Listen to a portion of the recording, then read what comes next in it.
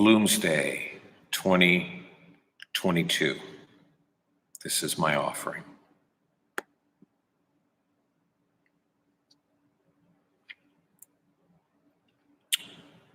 Gentlemen of the press, gross-booted draymen, rolled barrels, dull thudding, out of Prince's stores and bumped them up on the brewery float. On the brewery float, bumped dull thudding barrels rolled by gross-booted draymen out of Prince's stores. "There it is," Red Murray said. "Alexander Keys."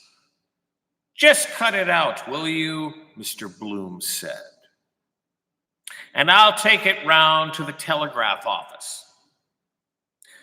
The door of Rutledge's office creaked again. Davy Stevens, minute in a large cape coat, a small felt hat crowning his ringlets, passed out with a roll of papers under his cape, a king's courier. Red Murray's long shears sliced out the advertisement from the newspaper in 4 clean strokes. Scissors and paste. "I'll go through the printing works," Mr. Bloom said, taking the cut square. "Of course, if he wants a par," Red Murray said earnestly, a pen behind his ear. "We can do him one." "Right," Mr. Bloom said with a nod. "I'll rub that in." "We." William Braden, Esquire of Oakland's Sandymount. Red Murray touched Mr. Bloom's arm with the shears and whispered, "Braden."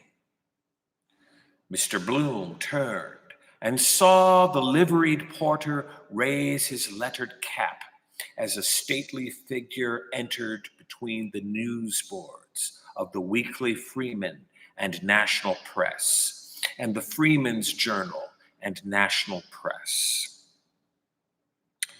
Dull thudding Guinness's barrels.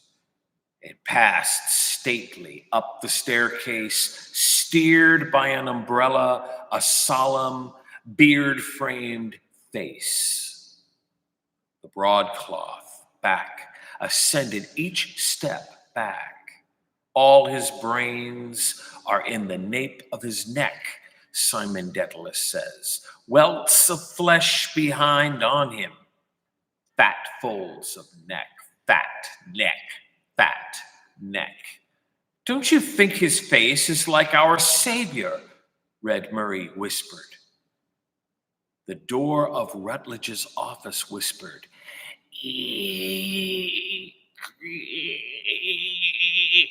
They always build one door opposite another for the wind to way in, way out.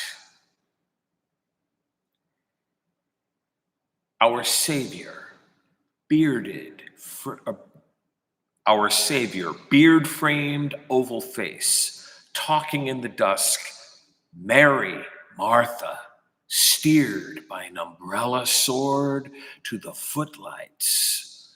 Mario the tenor. "Or like Mario," Mr. Bloom said. "Yes," Red Murray agreed, "but Mario was said to be the picture of our Savior." Jesus Mario, with rougy cheeks, doublet and spindle legs, hand on his heart, in Martha. "Come, thou lost one. Come, thou dear one." The crozier and the pen. "His Grace phoned down twice this morning," Red Murray said gravely. They watched the knees, legs, boots vanish, neck A telegram boy stepped in nimbly, threw an envelope on the counter, and stepped off post haste with the word, "Freeman!" Mr. Bloom said slowly, "Well, he is one of our saviors also."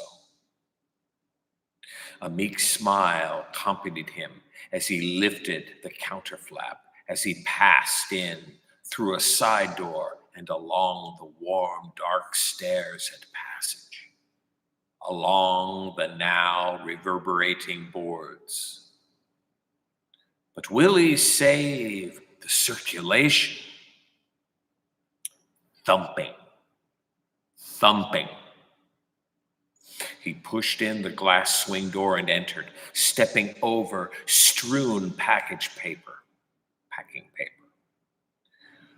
Through a lane of clanking drums, he made his way towards Nanetti's reading closet. With unfeigned regret, it is we announce the dissolution of a most respected Dublin Burgess. Hines here too. Account of the funeral probably. Thumping. Thump. This morning, the remains of the late Mr. Patrick Dignam. Machines. Smash a man to atoms if they got him caught. Rule of the world today. His machineries are pegging away too. Like these, got out of hand, fermenting, working away, tearing away, and that old gray rat tearing to get in. How a great daily organ is turned out. Mr. Bloom halted behind the foreman's spare body, admiring a glossy crown. Strange he never saw his real country. Ireland, my country. Member for College Green. He boomed that workaday worker tack for all it was worth. It's the ads and side features sell a weekly, not the stale news in the official Gazette. Queen Anne is dead.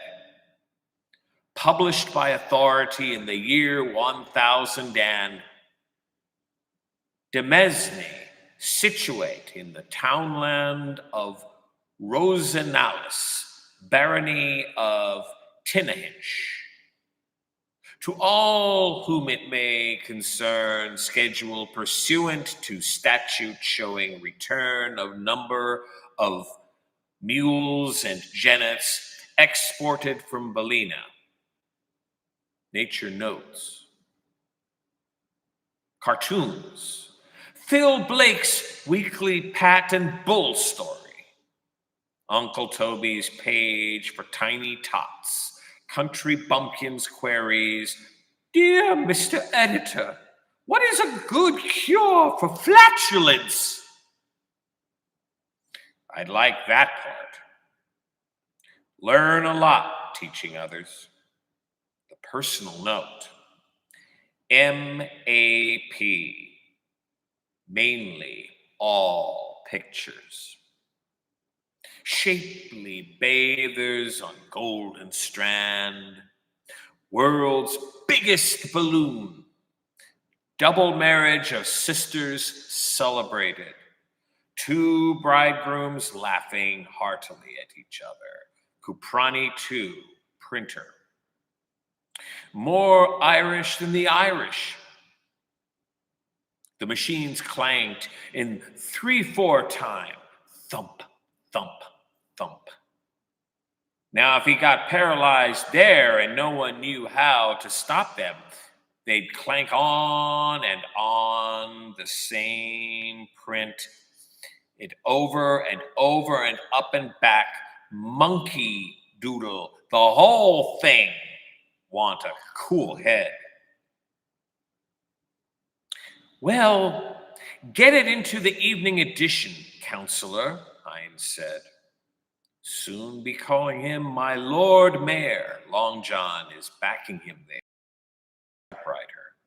He handed the sheet silently over the dirty glass screen. Right, thanks, Hines said, moving off. Mr. Bloom stood in his way. If you want to draw, the cashier is just going to lunch, he said, pointing backward with his thumb. Did you? Hines asked. Mr. Bloom said. Look sharp and you can catch him. Thanks, old man, Hines said. I'll tap him too. He hurried on eagerly towards the Freeman's Journal. 3 bob I lent him in Megler's 3 weeks, 3rd hint.